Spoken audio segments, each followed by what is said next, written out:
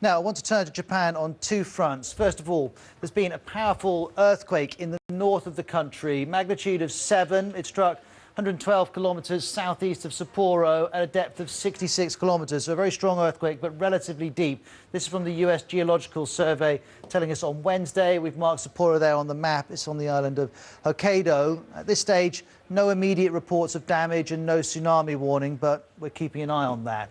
And while we're watching that in the north, much further south, people are trying to recover from Typhoon Jebi. This is the enormous storm that struck 36 hours ago. It hit Japan. It's now moved north in the direction of Russia, but it killed 11 people, injured 400. At one stage, 240 million households were without power. And these are some of the pictures that have come in today. Kansai Airport's been one focus because about 3,000 people have had to be evacuated. Some were bussed out. Others were taken in a fleet of speedboats. Now, to explain why that's necessary, I should say the airport's on a man-made island, and to get off it, you have to use this bridge. But the bridge had a tanker blown against it. The bridge was damaged, hence having to get people off in a number of other ways. The airport itself, though, has plenty of problems. You can see the extent of the flooding.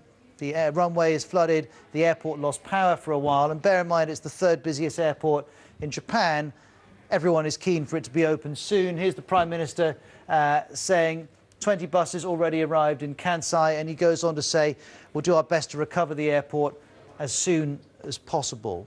Well, while that was happening, people were reflecting on what they'd experienced, because Jebi was Japan's most powerful typhoon in 25 years. And just look at what it did, tossing these cars around in Kobe like they weighed hardly anything. This is one bridge that nearly got broken, ship that nearly got broken in half on a breakwater. These are sea containers, again, tossed around as if they weighed hardly anything. And this is a 16th century temple which was very badly damaged. Well,